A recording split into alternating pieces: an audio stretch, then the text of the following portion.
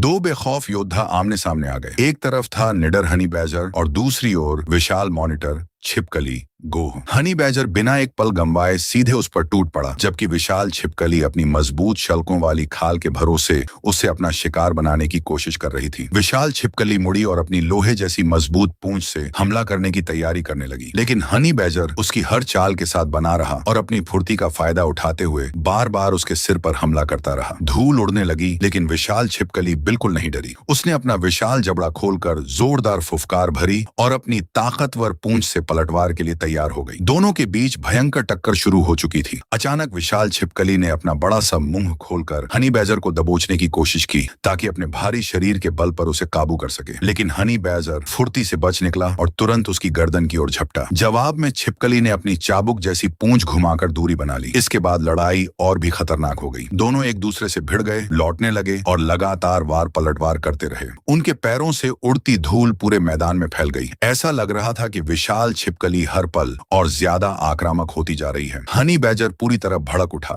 वह जोरदार छलांग लगाकर छिपकली के जबड़े से जा भिड़ा। दोनों के दांत आपस में टकराए और एक बेहद क्रूर संघर्ष शुरू हो गया, लेकिन विशाल छिपकली भी हार मानने वाली नहीं थी। उसने पूरे शरीर की ताकत लगाकर मुकाबला जारी रखा। उसकी जिद और जंगली शक्ति अब भी बरकरार थी। तभी हनी बैजर कुछ कदम पीछे हट गया। ये उसकी हार नहीं थी, बल्कि नई रणनीति की शुरुआत थी। वह लगातार छिपकली से सुरक्षित दूरी बनाए रखते हुए उसकी हर हरकत पर नजर रख रहा था और सही मौके का इंतजार कर रहा था। कुछ ही देर बाद उसने बार बार अपने हमले का कोण बदलना शुरू कर दिया। हर झूठा हमला छिपकली को पलटवार करने पर मजबूर कर देता और हर पलटवार उसकी ताकत को थोड़ा थोड़ा खत्म करता जाता। आखिरकार एक पल ऐसा आया जब लगातार लड़ाई के कारण विशाल छिपकली की रफ्तार धीमी पड़ गई। बस इसी मौके का फायदा उठाकर हनी बैजर बिजली की तरह उस पर झपटा और उसकी गर्दन को अपने मजबूत जबड़ों में जकड़ लिया। विशाल छिपकली ने पूरी ताकत से अपने शरीर को झटका ताकि खुद को छुड़ा सके, लेकिन हनी बैजर की पकड़ और भी मजबूत होती चली गई। उसने किसी भी कीमत पर अपना जबड़ा नहीं छोड़ा। जो जानवर शेर तक से भिड़ने का साहस रखता है, वह भला एक विशाल रेंगने वाले जीव से क्यों डरेगा। धीरे धीरे यह लंबी लड़ाई विशाल छिपकली की आखिरी ताकत भी खत्म कर गई। अंत में विजेता ने शिकार पर कब्जा कर लिया, जबकि हारने वाला खुद किसी का भोजन बन गया। यही है प्रकृति का सबसे कठोर और सीधा नियम। जो जीता वही जीवित रहा, जो हारा वही किसी और का भोजन बन गया।